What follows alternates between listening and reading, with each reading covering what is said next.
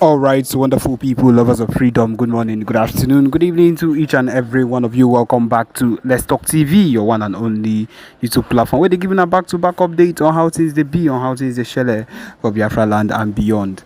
If you're joining us for the first time, remember to subscribe and turn on your notifications. So also remember to like and share this broadcast as it is hot. All right, my wonderful people, the latest one with the buzz brains at the moment. Yes, as you all know, say after the lockdown, yes, after the sit-at-home lockdown, it has been raining heavily, woto upon the zoo army and of course the zoo government thought that none of these things that the PMBRGIE Simon Ekpa would not be able to do. And now we have shown them shege, we have showed them the real deal, we have showed them that we would be able to do anything we want to do so long as this whole situation is concerned. Anything that concerns Biafra land, the southeast, yes, people are in support of every single thing we are doing at the moment, and they would make sure that we get to the end of it no matter what happens. And that is the truth of the matter. We are not a set of people that would be disintegrated by what this zoo government would want to do. We know as even at the moment the former Abba state, where a whole lot of things started taking place as they took revenge on everything that has been happening and decided to kidnap little children. My people, even as I'm talking to you right now, these people are going to collect the revenge. They are going to actually feel the revenge of every single thing that they've been doing against the Biafra government or the Biafrans. Innocent Biafrans has done absolutely nothing against them. They are going to feel the wrath of Biafrans, and that is the truth of the matter. Everything we've been doing has been to the end, to this particular extent where we want it to be. We've not done anything out of course. We've not done anything that has been unusual. Everything has been what we've always wanted to do. The PM, Simon Ekpa, has pushed our movement to the top of the floor. He has pushed our movement to the top of where it is at the moment. And if we are being very sincere with everything happening right now, it is a big progress. And these people do not understand that we are not stopping at any point in time. We are awaiting the release of Mazi Nnamdi Kanu, which we are pushing for till the end of time. We cannot do all this. We cannot do all this and leave our Mazi Nnamdi Kanu. The disintegration of this zoo country is something that is meant to happen. It has been said, it has been prophesied. In fact, every single thing that is happening right now has been said that it would surely take place, and it is going to happen. No matter the situation of things, no matter what these people wake up in the morning and talk, no matter the amount of propaganda they push against the PM, we are not people that will be trifled with. This particular set of people, as we did so, we are not a set of people that would wake up one morning and you would want to change everything as it is already. No, even at the moment as I'm talking to you right now, the PM is giving them woto on every single mistake they are making. We all know as how this their so-called Jagaban has left the correction of the country or the important changes that needs to be done, and instead what he has decided to do is to change the national anthem of the country. What will you call that kind of misplaced priority? Because I do not understand how your people will be suffering. Your people, the so-called people that you claim that you want to make things better for, will be suffering, and the only thing that you would tend to do is to go and change the national anthem. Who does it benefit? Who is going to benefit from that particular change? Instead, things are being hard for the people. Masses are dying, they are crying because everything has increased on a very high level ever since you became president. And that is one of the core reasons why we cannot be a set of people that would sit down and watch these things happen when we can be on our own. We have suffered for too long. We have been under this set of people for too long, and we are not going to let any single thing that these people do against us pull us down. No, we have decided to make sure that even at this point where the Biafra self-referendum voting has come to this extent of 30 million voters for it, my people, it is the biggest of it all, and we are not sliding back. We are not backsliding for any reason. We are not going back for any reason. The only thing that would make us happier is to keep going forward. My people, This is the main reason we are here. This is the only and main reason why we would continue to do the expected things we need to that needs to be done. And we are not slacking back. The PM, the Biafra Liberation Army, the Biafra Resistance Fighters, every single faction of the Biafra freedom, of the Biafra movement is working tirelessly to make sure that everything we do works the way it should actually work. And my people, we have a broadcast for you. I hope that you listen attentively to what the PM has to say. Yes, my people, listen. Thank you. The Organization of Emerging African States, OEAS, in resolution passed on 24th June, which was yesterday, 2024, has endorsed the Biafra self-referendum under the Biafra Republic Government in Exile, BRGIE. The resolution will be made public after press briefing. The resolution of the Biafra self-referendum shall be considered binding under international law as a definite statement of the intentions and aspirations of the Biafran people. Let me read that again. This is wonderful. This is wonderful. If you haven't shared the broadcast, I don't know what you're waiting for. If you haven't liked it, I don't know. I wonder if you are with us. But I believe that anybody who is with us at this very point in time should be hitting the like and share button in order to make this very, gospel to go viral. Now, let me take this again because it's very, very, important. Now, the result of the Biafra self-referendum shall be considered binding under international law as a definite statement of the intentions and aspirations of the Biafran people. Now, that this very self-referendum, this Biafran self-referendum shall be considered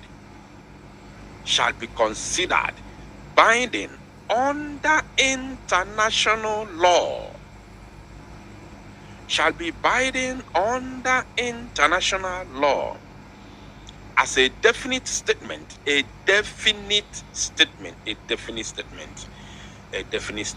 Wow. Of course, we all know the meaning of definition, the definitive or whatever, as a definite statement. So, when you have that kind of strong word in between, it has actually explained it all. As a definitive statement, sorry, I've been making mistake. As a definitive statement of the intentions. I love that word that is in between, definitive. So no argument, it is sure. So, of the intentions and aspirations of the Biafran people. Intentions, what is our intention and our aspirations? Our intentions and aspirations is just to be free as a free people. Very simple. We all have one collective aspiration and intention, which is freedom. Only one. Over 70 to 80 million Biafran people worldwide have one intention and aspiration, as you can see during this ongoing self-referendum, whereby over 40 million Biafrans have voted already, and it's still counting. And this is just the second phase of the referendum. We have not gotten to the third phase, and the third phase and the first phase are always very, very critical. I'm going to explain it. The first phase is when a particular thing is being announced. When something is announced, it is new. I want you to follow. Just give me your attention, please. Very, very important. When something is announced, then it is new. It is very, very new and tantalizing. Everybody want to get his or her own share, because this is a new idea and it is very, very calling. It is very, very tantalizing. So I want to have my own share. The first phase is always like that. Now, whether it has second phase, third phase, fourth phase, fifth phase, or whatever, any amount, the last phase, nine be the cocoa. The last phase is always the how can I, the sherry. The sherry. The last phase is always a rush, because you don't want to miss out. That is the target. Your target to rush to vote is that, hey, time is running out, and you don't want to miss out. Time is running out, and you don't want to miss out. So second phase, as we have only three phases, first, second, and third.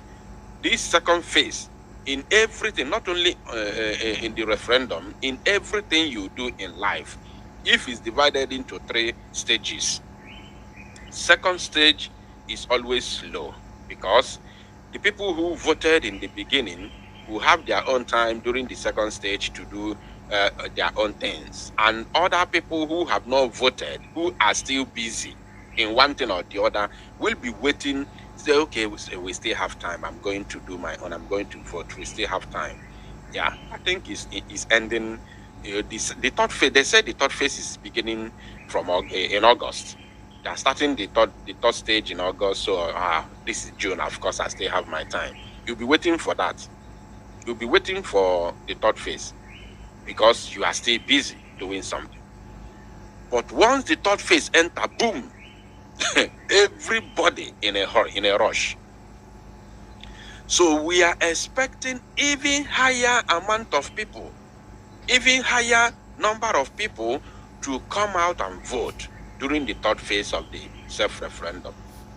So for the fact that you have between first and second stages, over 40 people have already voted. Now imagine what will happen before the end of the second phase and the beginning to the end of the third stage. Imagine what will happen. So now, and as we all can see, over these 40 million Biafrans that have voted already, the intentions and aspirations of these 40 plus million people that have voted already is only but one thing, which is freedom of Biafra. So now, that is what this statement is talking about. So then, hereby resolved, this 24th day of June 2024, OEAS, they said,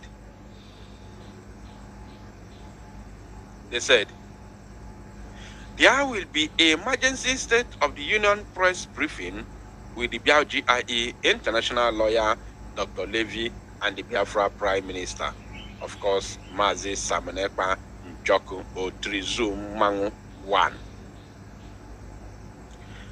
Wow. Wow, wow, wow, wow. This is huge. This is really huge. This is very, very huge. Now, who are these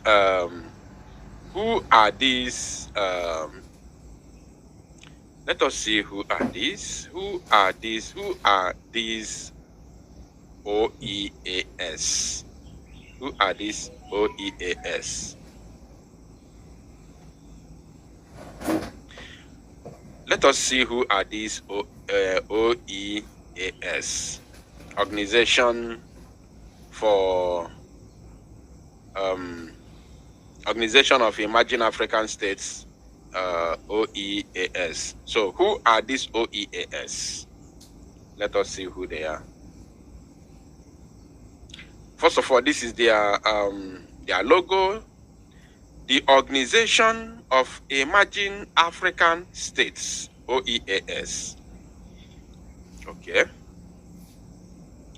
All right, let's continue. Let's continue. Let us keep searching. Who are these OEAS? I think we have to go to their website and check who they really are.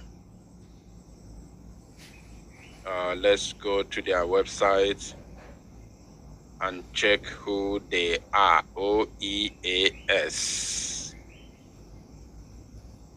If you have any idea of the OEAS, please let us know in the comment section, or of course let me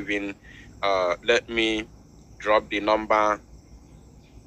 Let me drop the number on your screen so that those of you who would want to call in and make your contribution will be able to call and make your contribution. Very, very important. If you want to say anything as I'm making my research, you have every opportunity to call. The number is right there on your screen for you to call directly on WhatsApp, so you can of course make your contribution and tell us more. Now, this is the website of the Organization of Emerging African States. Organization of Emerging African States, they said about us. I'm not gonna read a lot. I just want us to see what they are up to, what they can do, and what is this organization all about. You can see this is about us. The OEAS is a NGO dedicated to freedom in Africa. NGO dedicated to freedom in Africa. Our principles are encompassed in the Washington Declaration of 2010. Our principles are encompassed in the Washington Declaration of 2010. This amazing document provides a roadmap for a free and prosperous Africa united in freedom. The OEAS is a registered non-profit corporation based in Washington, D.C., with a General Assembly of States planned for Juba, South Sudan.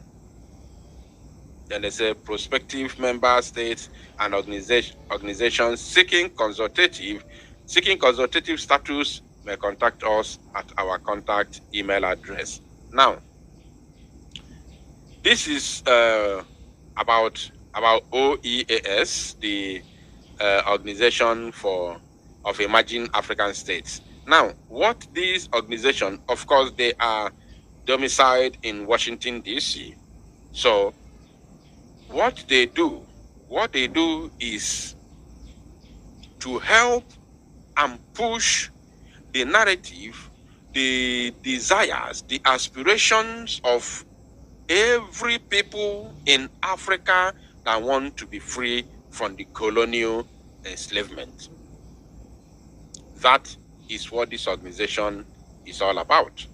As you can see here, they also made mention of Juba, South Sudan. So that is what they do. And of course, when they come out and recognize what you are doing, it is not going to end it's not going to end on top of their own table. They are not just there to recognize you. I still believe that there are still other things that they can offer. There are still other things they can do in terms of pushing your narrative to the world. As the Prime Minister of the BRGIE always say, and I quote, that our fight for freedom is multidimensional. Is multidimensional. As we fight on ground, we also fight diplomatically. Very, very important. Very, very important. Now, as if this is not enough, I have already made a record of these very, of this very news that I'm bringing right now to your screen. I have already recorded it during my pre-recorded broadcast this very evening, whereby LA Weekly is currently reporting the Biafran matters at the moment in the United States of America. Biafrans, a people in diaspora longing for a home to call their own. Longing for a home to call their own. For hundreds and even thousands of years, Africa has borne witness to huge moments in human history. Current scientific evidence points to Africa as the cradle of humankind, and why there is a debate on where exactly in Africa humans first emerged. The continent still plays a central role in the origin of the human race. Africa is also a land of turmoil, with the West and East African slave trade unleashing huge devastation on the continent people. Various colonial empires partitioned Africa among themselves. They partitioned Africa among themselves, started with their meeting was it Berlin? Berlin, yes, Germany. In 18 something, they partitioned Africa at our own absence, without our consent. They divided our lands, they invaded us with guns and bullets in order to join us together. That is the chaos you have today in Africa. Now, they say, why the remaining local kingdoms waged war against each other, ethnic and religious conflict persists even in the post-colonial era. Now, let me bring you to this place. Let me bring you to this place. Yes. Look at here. They said, more than 50 years since the end of the Nigerian Civil War, the continuing ethno-religious tensions and underdevelopment in the region of Biafra, have resulted in a Biafran diaspora with millions of Biafrans leaving Nigeria for a better life overseas. In the United States alone, only in America, there are 4 million Biafrans. 4 million Biafrans. Do you know that there are some countries today, there are some nations today that are not even up to 4 million people? Are you aware that there are some countries today that are not up to 4 million people? Even in Europe, there are some countries that are not up to 4 million people in Europe. But we are talking about Biafrans, only the ones in America. Not all the American continent, not all the North American continent. We are talking about those in the USA, United States of America alone. The ones in Canada are not counted. The ones in other North American countries are not counted. Now, when you go to South American continent, we are in millions over there. We are in millions.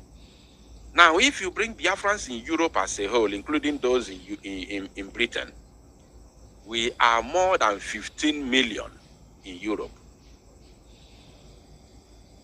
Now, if you go to other African countries, all over African countries in Africa here, we have more than 20 to 30 million Biafrans outside, in Africa alone. I'm telling you. Because only Biafrans in South Africa, I don't know if there are more than this 4 million. I don't know. I'm serious. I'm serious about this. I don't know. I don't know how many there are. Now, let's continue. They say there are 4 million Biafrans in the USA alone, despite the country no longer existing for over 5 decades. The dream for an independent state still remains, with a Biafra Republic government in exile, BRGIE declared in 2023, with Finland-based Simon Ekpa Njoko as its prime minister, along with 200 cabinet ministers and liaison offices in many different countries, especially those with significant Biafran populations. Back in Nigeria, Biafrans have been holding civil disobedience campaigns in protest. What are these civil disobedience campaigns we have been holding in Biafra land that the United States of America media outlet has recognized? That very civil disobedience, the number one of them all, if not the only one or the main one, is the sit at home that the enemies have been fighting so hard to stop. Are you paying attention? Somebody say Luxembourg is 600,000. Thank you. Let me bring it to the screen. That is what I'm saying. There are some countries, even in Europe, that are not up to 4 million.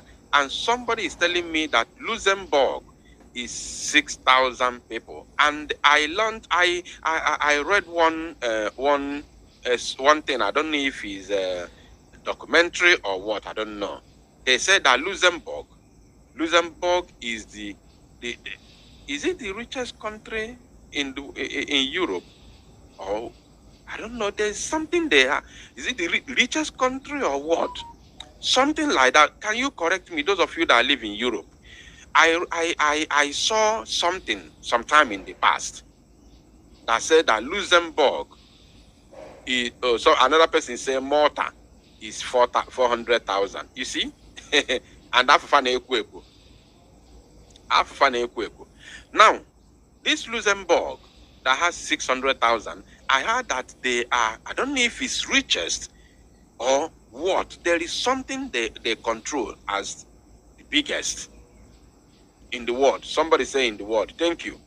The richest country in the world. Not even America, not China, not France, not Germany, not United Kingdom, not Russia, not France, not Dubai. But Luxembourg, small Luxembourg, I don't know if they are up to my village. I'm not sure if they are up to my village. But they are the richest country in the world. I don't know if it's by GDP. Probably by GDP or something like that. I don't know. And they are 600,000 in population. And they have no oil. They have no oil. They have no gas, no gold. Now, in Biafra land, we have oil and we have gas. The gas in Izombe, many of you do not know the reason of the senseless buying of our people in Izombe over the years. The gas in Izombe, based on rating, is the largest gas deposit in entire West Africa. And since it is in West Africa, that means it is Africa as a whole. Because there is no any other country that has biggest gas in Africa than the zoo. If you join, if